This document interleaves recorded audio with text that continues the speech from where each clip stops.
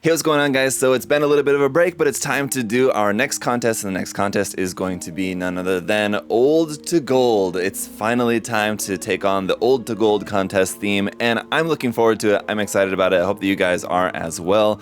What's this contest gonna be all about? That's what I'm gonna explain in this video. I'll also explain what the prizes are gonna be, who the guest judges are gonna be, and how to enter all of that. So there will be time codes, there'll be chapters on this video in case you need to come back and refer to anything, any other information again later. You can come back and jump to a particular chapter. And for a lot of you guys who have probably entered one or more contests in the past, you should have a pretty good idea of what's going to be involved in terms of how to enter and kind of like some do's and don'ts as far as entering into the contest. But we'll go through everything here. Starting off, I would just want to talk a little bit more about the theme and kind of what we're going to be looking for the contest, and then we'll get into what's allowed in terms of what you can use for this. So Old to Gold, what does that mean?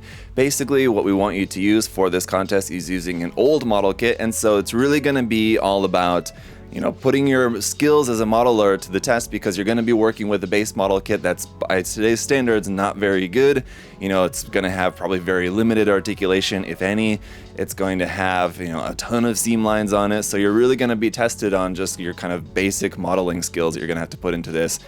Construction of the kit, the painting, everything is going to be really, really important for this one. So that's what it's going to be all about. Now, what can you actually make with this? So using an old model kit or multiple old model kits, it's basically kind of like GBWC rules is kind of how I like to refer to it, where you can make whatever you want. You can have just a single kit, you can put it on a base or no base, you can make a diorama with multiple kits, but just again, they have to be old kits. Now, I should define what do I mean by old. So I'm going to put a year cutoff on that of 1996. Now, any Bandai Gunpla model kits should have the year printed at the bottom corner of the box. That should make it really easy for you guys. If it says 1996 or before, then you're all good. If it's 1997 or after, then you can't use that. Now, you are not limited to only using Gunpla for this contest. You can use any other sci-fi mecha model kits that are older. So like, for example, you could use an older Macross kit or something, for example, if you have that. But again, we do want the focus to be on sci-fi mecha, like humanoid mecha, so it should not involve any like an old Macross ship model kit or anything like that. Or if you have like an old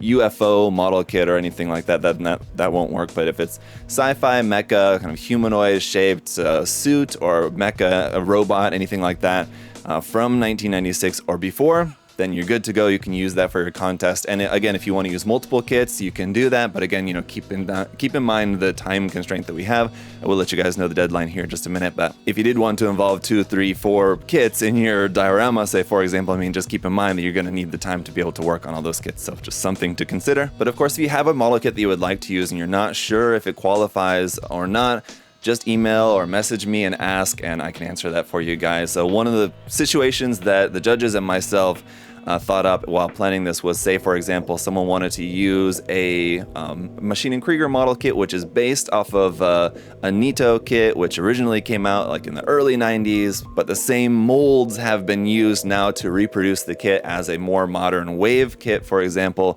Would you still be able to use that? And in this particular kind of situation like we're talking about, then the answer would be yes, because the model kit itself isn't really changed. It may have the addition of a couple of new parts to make a particular variant or something, but the same skills are still going to be involved to make the model, because it's using the exact same molds, exact same runners that were used for the original kit in the early 90s. So like for this particular example, that's what I mean. If you're not sure, just ask and I can tell you, but the model should be originally produced in 1996 and before. So that also includes like some of the original wing kits. That includes, I believe, the original Gundam X kits. So there's some of these kits which are, a little bit more modern compared to like the early, like original 1 Year War, original Gundam kits, like from 1980, 1981, 82, from that time period.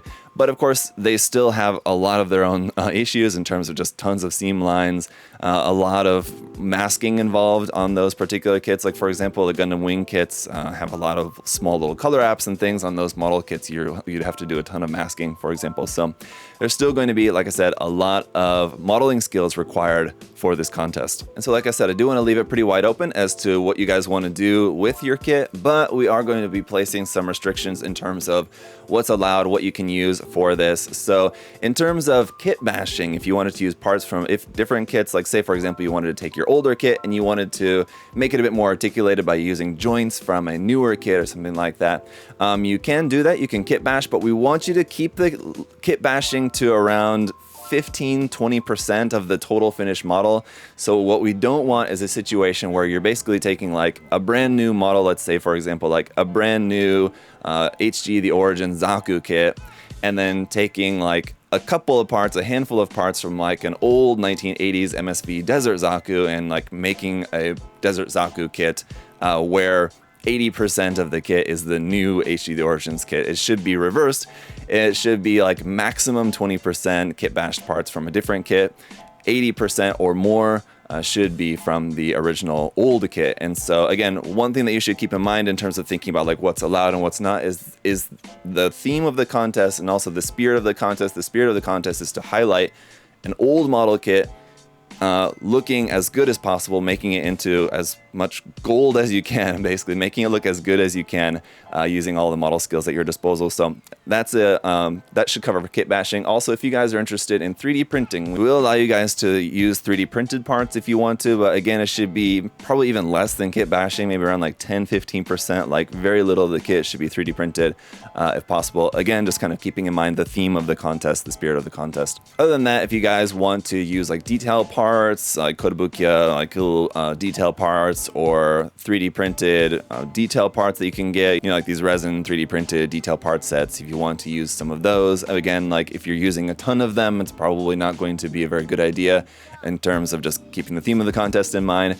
Also, if you guys want to use any photo etch parts or anything like that, you can use that stuff. And I think that should just about cover it in terms of what you can use. But again, if you guys do have questions, ask. It's always a better idea to ask first and let me know, kind of say, hey, I'm thinking about using this on my kit, you know, would that be a good idea? You know, I can't necessarily tell you yes or no in every situation because it's going to come down to your judgment and, you know, it's your entry and I can't kind of like help you, but I can say, probably not going to be a good idea in the eyes of the judges if you use, you know, this parts that you're thinking about using. So I can like help you out in that way. But all right, so hopefully that's clear enough. As always, just ask if you have questions. Who are going to be the guest judges joining us for this contest? So we've got returning guest judge Brian, aka Bro Builder. You guys know him, you love him. He's going to be here helping out with the judging again for this contest. So as always, thank you to Brian for his expertise in helping us out. And for our second guest judge, we got a new guest judge joining us this time, but just as qualified. We got George, aka Old School Gunpla, going to be joining us. You guys may know him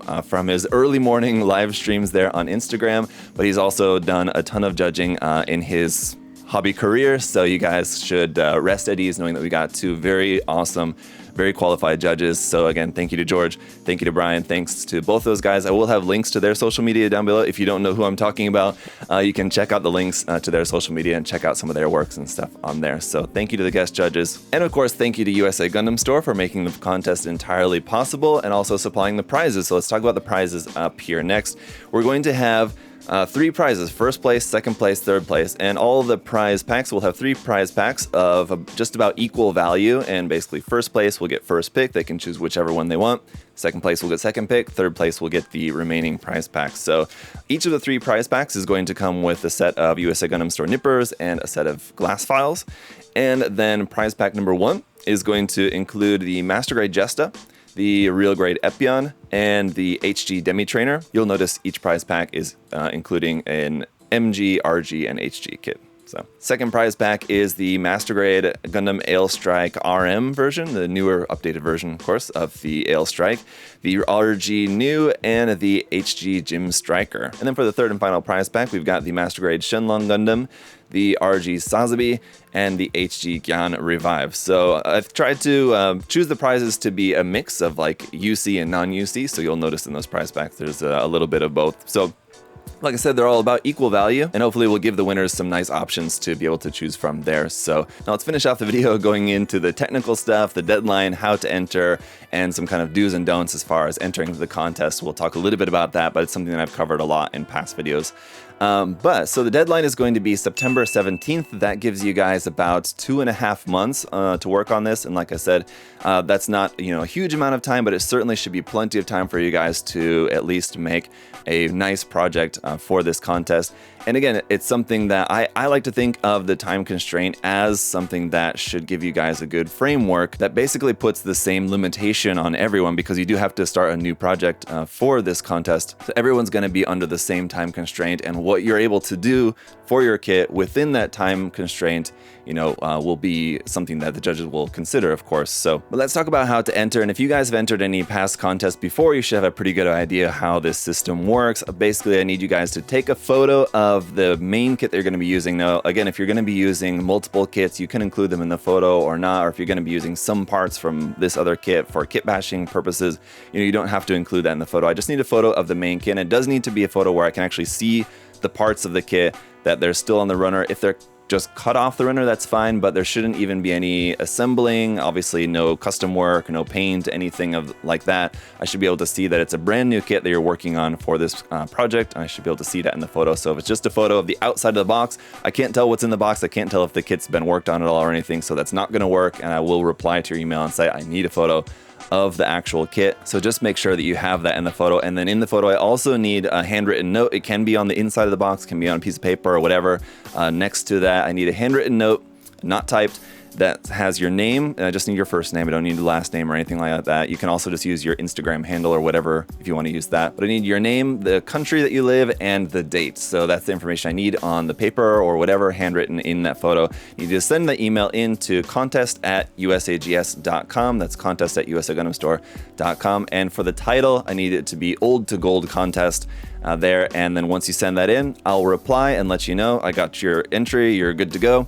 But you don't have to wait for the reply to start working. Once you send your email, you feel free to go ahead and start working on it. I may not reply the next day, I may not reply for the next couple of days, but I'll try to get a reply out to everyone, within a week of getting your emails. So I'll try to be on top of that for you guys. And then you'll have until the deadline of September 17th to send in your final entry photos. Now you should send your final entry photos in as a reply to that same email chain. Just keeps everything nice and organized for me. I was going to say for everyone here on my end, but it's just me. So it's just me. Keep that in mind. Keep it organized for me. Reply in an email chain, and you're going to need to send in 10 photos, 10, not 9. Not 11, 12, whatever, 10 photos of your finished work. It should be a mix of some close-up images so we can kind of see it really nice and clearly. It should be some full photos, front, back, side, left, top, bottom, whatever. Kind of maybe not the bottom, but again, keep in mind, this is an online contest. If myself and the judges can't see your work clearly, then we can't judge it clearly. So we need photos of kind of all around and some close-ups. So 10 photos gives you plenty of photos to capture your kit and send that in. I don't need work in progress photos. Some people like to send them in. You can send in work in progress photos if you want additionally, but 10 photos of the finished kit is what you should send in. And very important here too, listen very carefully, please send them in the emails, not using like a Google Drive link, a Dropbox link, or any other kind of link or zip file, because half the time it doesn't work or I'm not able to access it or anything like that. So I know that sending them within the emails might limit you to only being able to send, 1, 2, 3, 4, 5 images at a time. That's fine. You can send multiple emails to get your 10 photos in. It's just much easier for me on my end. I don't have to reply and say, hey, your link's not working. Please send your images again, kind of thing. And especially usually because most people are sending their images in like at the last minute, and I'm trying to gather up all the images from everybody so that we can start the judging process. And if I have to wait because I'm waiting for someone to send their images again because their link didn't work, it just takes more time and hassle for me. So please send the images in the emails. That's very important. Anyway, and then once we have all the images, I've got everything all gathered up, myself and the judges will get together, we'll do our judging thing, and then we'll get back. Usually it takes about a week or so, and then we'll announce the winners. So again, I've made an entire video before talking about some like do's and don'ts of contest photography for an online contest. I'll put a link to that video down in the description, so you guys should check that out as well in case you haven't seen it. But just to recap a couple of things when it comes to your photography, make sure that it's well lit. If you don't have proper lighting inside, take it outside. On like an overcast day, it would be the best time when it's like cloudy. Photographing your kit outside is a good idea. Keep in mind the framing. We don't need to see like the kit like within the photo frame, the kit being like this big and you having just like a ton of empty space. So that's also not helpful. Keep in mind the background. If you're doing outside, try not to have like a bunch of buildings and parked cars and stuff in the background, something like that. If you're doing inside, try to keep in mind the background too. Don't have a big messy background like this. Try to, if you have just a t-shirt, put it somewhere behind the kit or something that you can have just a simple backdrop so that we can see your kit clearly. And then also make sure it's not blurry too. If you're taking a photo of the kit and the kit itself is totally blurry, that's not helpful to anybody. So there's just a couple of things to keep in mind. But again, check out the full video on that topic if you guys haven't seen that. Anyway, guys, I think that should just about cover everything. I hate that these announcement videos have to be so long, but there's a lot of information to cover. So hopefully you guys are all clear on everything. Again, if you have questions, let me know. I hope that you guys are excited about this contest. I know that this is going to be one where I'm expecting there to be two big hurdles for a lot of entries for this contest. Number one is if you don't have a qualifying kit already, you're going to have to get one. And a lot of these kits, a lot of the older Bandai kits, for example, maybe haven't been reprinted lately, so you might not be able to find one easily. I know that at least here at USA Gundam Store, we do have some of the old 80s kits that you can check out, but not very many of them. You can check them out on the website there. But other shops online and other sources online, you should be able to find kits if you need to buy a kit. For this contest, you should be able to find some stuff online. And if you guys do need a kit for the contest and you're looking for where to get one, I would just say to reach out in your local communities, whether that being a Facebook page or if you're on Reddit or whatever. If you're on social media, reach out to other people and say, hey, I'm looking to get a kit for this contest. A good place to get some older kits, something like that, I would say, because that I'm expecting might be a hurdle, in particular in different parts of the world too. Like maybe in Eastern Europe, it might be probably harder to get your hands on one of these older kits than maybe here in the US. So I'm expecting that'll be the first hurdle. The second hurdle, of course, will just be, like I said, the technical skills involved with this. This will be a contest that will definitely be putting your modeling skills to the test. So I know that there's a lot of people that maybe aren't into painting yet, or like you haven't never tried seam lines. And that's the thing that we want to encourage you. That's like kind of what contests are all about. We want to encourage you guys to maybe try something new, or just try to, really push yourself as a modeler to, be trying either a new technique or just trying to do maybe a technique that you maybe have done before. Like, again, maybe it's seam line removal or modifying in one of these older kits. Maybe you've kind of dabbled in it, but this is your chance to really give it a go in this contest. And I'm looking forward to seeing what everybody does. This is a contest that I've been wanting to do for a long time. And I know that a lot of you guys I know have been wanting this contest for a long time. So I hope that you're satisfied that this contest is finally happening. And I'm looking forward to seeing everybody's entries. It should be very cool. So at the end of September, we'll be able to take a look at everybody's entries in the final announcement of the winners. And then, of course, there'll be a montage of all of the entries. So really looking forward to that. But for now, guys, thank you so much. I'm going to actually be on vacation for the next 2 weeks, but I will be available to answer your guys' questions, to try to reply to your guys' emails if you're sending your contest entry emails and everything. So I will be around online. I just won't be putting out any content for the next couple of weeks while I'm on vacation. So thank you guys so much for all of your support. Hope that you're excited about the contest, and I'll see you guys all very soon. Again, big thank you to George and Brian, our guest judges, and USA Gundam Store for making it all possible. Check the links in the video description, and I'll see you guys later. Bye!